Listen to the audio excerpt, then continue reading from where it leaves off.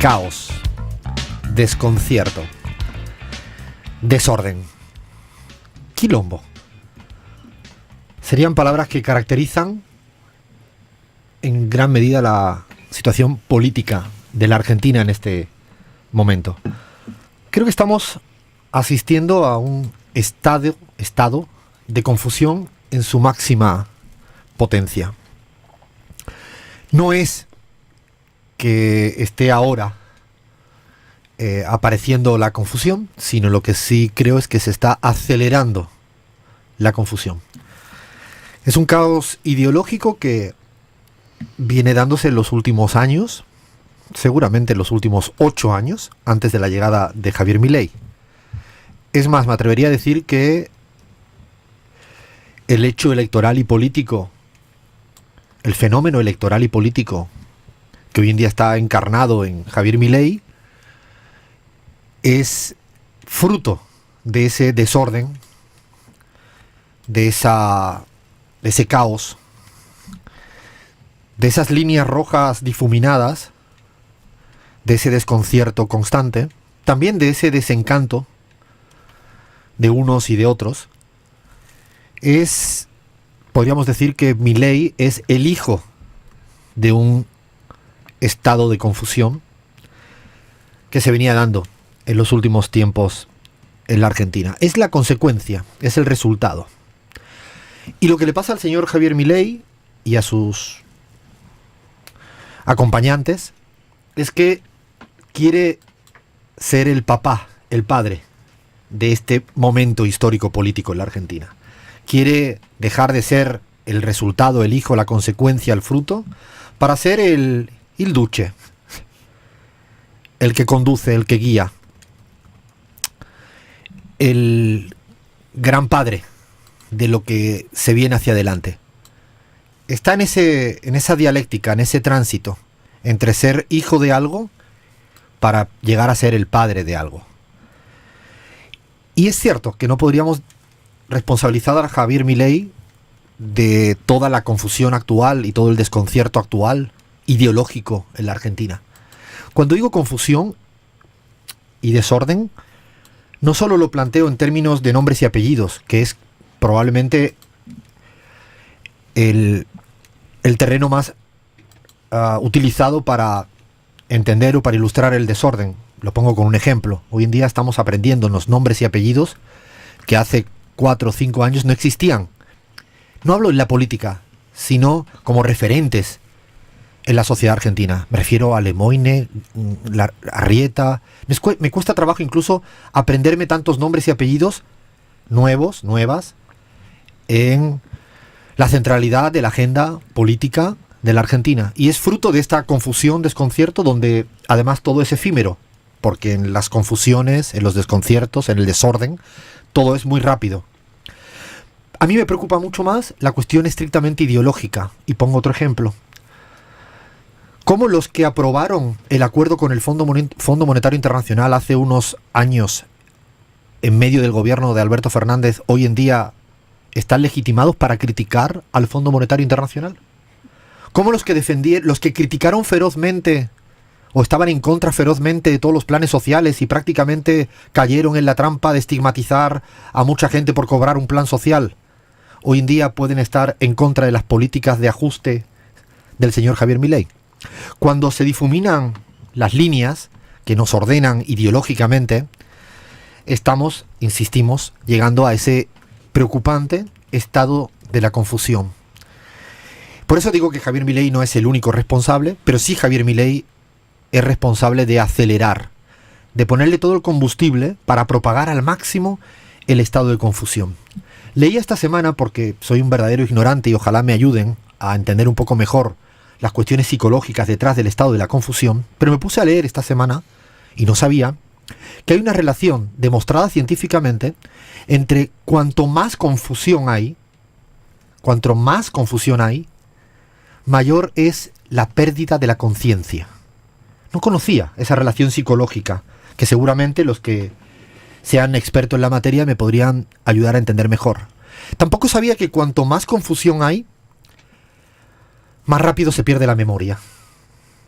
Y está demostrado científicamente en la academia, en múltiples textos científicos que ratifican, acreditan que la confusión está relacionada con pérdida de memoria y con pérdida de conciencia. Y esto es precisamente lo que el señor Javier Milei necesita en estos momentos que corren. Pérdida de conciencia y pérdida de memoria. Por eso es de sus grandes objetivos, de una manera genuina y sincera, es echarle toda la leña al fuego para llevarnos al máximo estado de confusión posible de la sociedad argentina. Y para eso, yo creo, y me gustaría llamarle cualquier cosismo. Para eso dice cualquier cosa. Para eso dice cualquier cosa. Y hay múltiples millones de ejemplos de ese cualquier cosismo. Porque para decir cualquier cosismo, a mí lo intento explicar a partir de dos vertientes. Por un lado, el cualquier cosismo puede estar alimentado de la preilustración, de no tener ni idea de nada, no tener base rigurosa de nada. Citar a un autor sin haberlo leído. Citar un libro sin haberlo leído y haber ido al rincón del vago. Buscar ejemplos de la economía neoclásica que solo sirven para entender de una manera reduccionista la realidad. Y yo creo que hay una cuota altísima de preilustración, de falta de rigor, de desconocimiento real en materia de lo que él más presume de la economía. Pero además de esa vertiente de la preilustración, que explica el cualquier cosismo, que diga cualquier cosa, está la otra vertiente, que es cuando de manera genuina, de una manera deliberada, con premeditación y alevosía, miente. Está uno que es la incapacidad y otra parte es la mentira. Es cuando, con todo el cinismo, la desfachatez y la sinvergüenza, se atreve a decir cualquier cosa que él sabe que es mentira.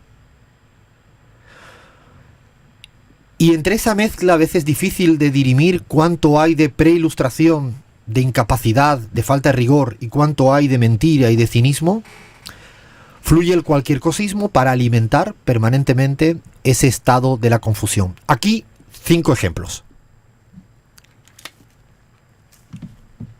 La gente no llega a fin de mes, presidente. Si la gente no llegara a fin de mes estaría muriendo en la calle y eso es falso. Yo te lo digo. Sí, bueno, digamos, y bueno, si no llegara a fin de mes ya se hubiera muerto.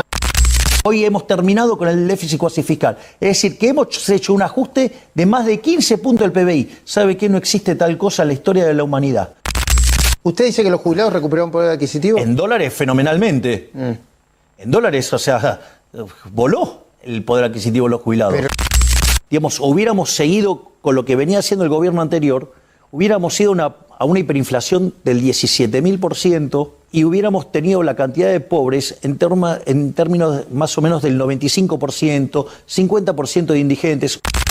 A ver, las tarifas, Milei. Bueno, no es lo que dicen los intelectuales Miller cuando ¿Qué dicen los intelectuales Milei? Que entienden que están regaladas, o sea, porque si van a otra provincia y ven lo que cuesta en otra provincia, se dan cuenta que eso es injusto. O si tienen familiares en otras provincias, se van a dar cuenta que eso es injusto. O sea, miren, no hay tal cosa como un almuerzo gratis. Estos son 5 ejemplos que ilustran cómo un presidente, un político, un ser humano puede acelerar el estado de confusión de la sociedad argentina. Tarifas regaladas, jubilación volando en dólares, la inflación del 17.000%, la tasa de pobreza la proyectaba a un 95%, ha recortado un 15 puntos del Producto Interno Bruto, del PBI, cualquier cosa. Es lo que se llama cualquier cosa. Yo no veo ningún atisbo de inteligencia, de rigor, de seriedad en cualquiera de estas declaraciones que son el día a día constante del señor Javier Milei y de sus portavoces. Porque no es solo el señor Javier Milei, porque es un fenómeno, es un proceso. ¿Por qué necesita el estado de confusión, del desconcierto? Porque cuanto más desconcierto, mayor probabilidad tendrá para ganar la batalla cultural. Porque es consciente el señor Javier Milei y su equipo que están ante un gran problema en resolver la batalla económica. Aclaro, la batalla económica para el señor Javier Milei no son los desastrosos indicadores de pobreza y desigualdad, de salario, de ingreso, de jubilaciones de la gente de la Argentina. Eso le importa un carajo. Eso es viva la libertad, carajo. Esa parte no le importa.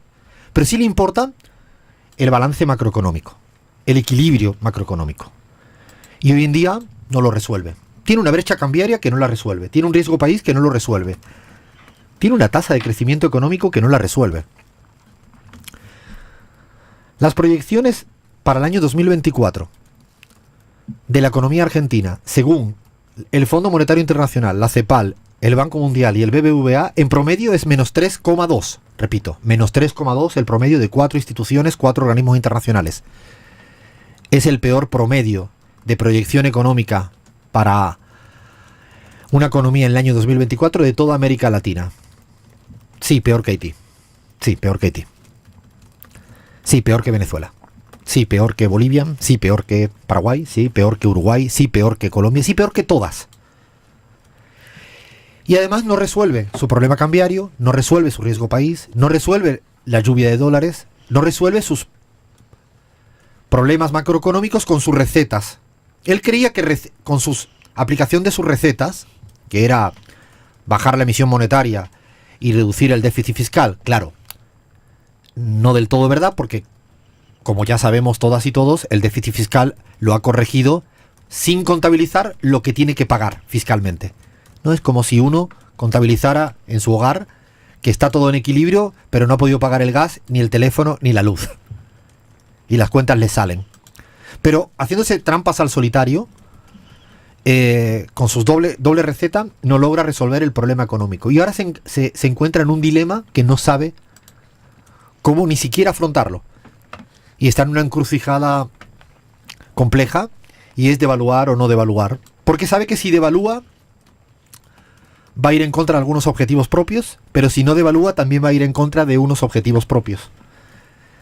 Está contra la espada y la pared el señor Javier Milei y su gobierno. Y como saben que vienen siendo derrotados en la batalla económica, el objetivo es ganar la batalla cultural. Porque saben que no pueden disputar el presente económico de la gente normal, en cualquier barrio, en cualquier esquina, en cualquier heladera. La gente la está pasando muy mal. Muy mal, es que en cada día. Porque ni siquiera es cierto que ha reducido los precios, en tanto en cuanto la inflación acumulada por el señor Javier Milei en estos 8 meses es superior a la inflación acumulada de Bolivia en 10 años, o a la inflación acumulada de Brasil en 10 años, o a la inflación acumulada de México en 10 años, o a la inflación acumulada de Chile en 10 años. Tampoco ha resuelto la inflación y solo hay que ir a comprar un litro de leche. Antes de Milei y ahora después de 8 o 9 meses con el señor Javier Milei. No hace falta ningún cálculo erudito para preguntarle a cualquier persona por los precios de cualquier cosa. Como sabe que no puede realmente resolver el presente y no puede disputar la interpretación de lo que pasa en la cotidianidad, ahí es interesante porque lo que pretende es ganar la disputa de los responsables, de la culpa, del pasado, e intentar vendernos humo para el futuro. No sé si me explico. Es cuando uno no tiene capacidad para resolver un problema en el presente y entonces empieza a hablar del pasado, le echa la culpa a otra, y intenta prometer globos de colores para el futuro. Es más, esta semana en la radio, en una de las radios que me entrevistaba, me quedé pensando porque la persona entrevistadora me decía, pero no es responsabilidad de Javier Milei que la situación económica de pobreza en la Argentina sea tan grave.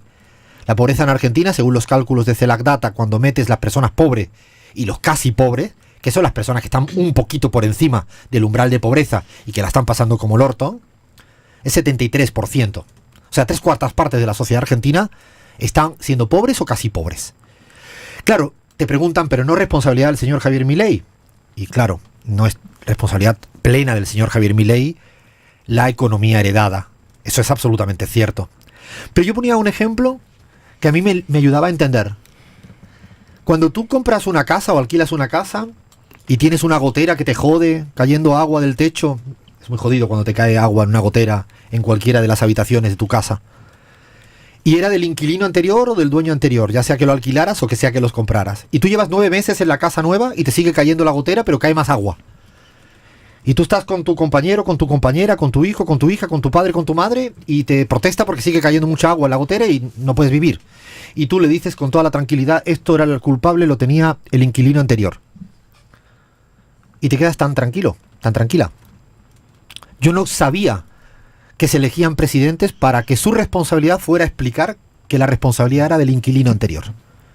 No lo sabía. Creía que un presidente tiene que hacer el diagnóstico que crea, no ficticio, que crea realmente de lo anterior, pero no puede seguir responsabilizando a lo anterior sin saber cómo, y lo peor es, insisto, agravando la situación económica.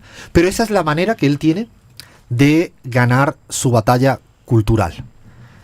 Es la manera que él tiene de intentar convencer a la ciudadanía argentina de que toda la culpa es de los otros y que él sigue teniendo la fórmula mágica para poder resolver el problema de la Argentina en los próximos años, convirtiéndola en la gran potencia del mundo mundial y del planeta mundial y de todos los astros y estrellas mundiales.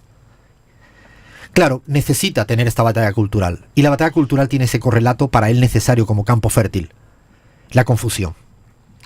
La confusión porque cuanto más confusión hay en la política, en las ideas, es más difícil encontrar quién es el adversario, quién es la idea opuesta. Y yo creo que, y si me lo permiten ahora ir hacia el otro lado, es para que los que están oponiéndose al señor Javier Milei tengan la responsabilidad de ordenar las ideas y ordenar la política.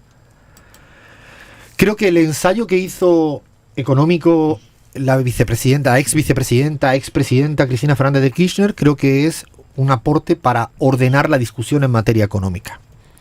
Y la respuesta de Cristina Fernández de Kirchner al señor Javier Milei, después de que el señor Javier Milei se puso muy nervioso, es también una manera de ordenar o intentar contribuir a ordenar quién es quién. Porque a veces es difícil. Nos podemos hasta marear demasiado en la confusión y en el desconcierto y creer que Villarruel, la actual vicepresidente afín a valores de la ultraderecha, pueda ser una aliada potencial. ¿Para ir a dónde? ¿Para hacer qué? ¿No están de acuerdo en exactamente lo mismo, en hacer mierda las condiciones económicas de la ciudadanía? A mí me parece que estamos en un momento donde, sin ese mínimo orden en materia ideológica, en materia partidaria, no tiene por qué ser reponiendo un viejo orden. A lo mejor va a emerger un nuevo orden político, pero es necesario, urgente. De hecho, yo creo que hay actores políticos opositores a Javier Milei que van en ese sendero de ordenar una oposición de ideas y de no caer en alianzas tácticas que acaben siendo su misión estratégica. Un ejemplo muy claro es Axel Kicillof, que creo que se pone en la vereda de enfrente. Pero no en la vereda de enfrente simbólicamente, sino se pone simbólicamente, ideológicamente, programáticamente. Lo mismo le pasa a Juan Grabois. Y así podríamos citar algunos ejemplos. Quizás no demasiado. Quizás no demasiado, porque caemos en esta suerte de entropía en la cual yo ya no sé quién apoya a quién. De hecho, por eso a veces es un error hacer lecturas de aprobaciones en el Congreso que incluso se contradicen entre sí.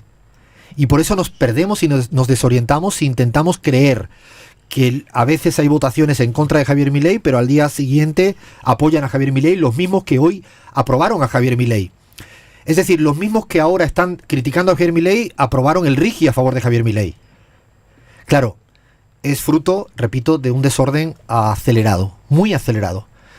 Un desorden acelerado que yo le añado una característica para mí fundamental a la hora de caracterizar este momento político de la sociedad argentina. Y pongo una alarma, una atención, un cuidado. La metabolización de la situación. Lo digo de otro modo. ¿Será que buena parte de la sociedad argentina ha metabolizado ya que hay que vivir mal? ¿Será que parte de la sociedad argentina entiende que no tiene que tener derechos a vivir bien y que todo es responsabilidad, culpa de la gente? Ojalá que no. Ojalá que no. Pero es un interrogante. Y lo digo con mucha honestidad intelectual y política. La metabolización es un término de muchos autores. A mí me gusta mucho uno que se llama István Mestaros, que sí lo he leído, que plantea permanentemente cómo se metabolizan las situaciones económicas. Dicho de una manera muy sencilla, cómo se normaliza y te acostumbras a vivir mal. Y eres dócil viviendo mal. Esto lo han practicado, desgraciadamente, el modelo neoliberal en Paraguay y en el Perú, por poner dos ejemplos. Hoy en día está en disputa en el Ecuador. Si ya lo metabolizó o va a buscar una respuesta con otra alternativa ideológica como el correísmo en las próximas elecciones de febrero del próximo año. Pero este es el debate que tenemos hoy en la Argentina. Me da mucho vértigo el estado de confusión porque a veces colisiona con la democracia. De hecho, a veces pienso, que un señor llamado Goebbels, Joseph Goebbels, está de visita en la Argentina propagando la confusión y las mentiras. Y me echo a temblar. Seguimos en la pizarra. Alfredo Serrano Mancilla, en los mediodías de Radio 10. Bienvenido a Prótesis y Preguntas con tu presentador.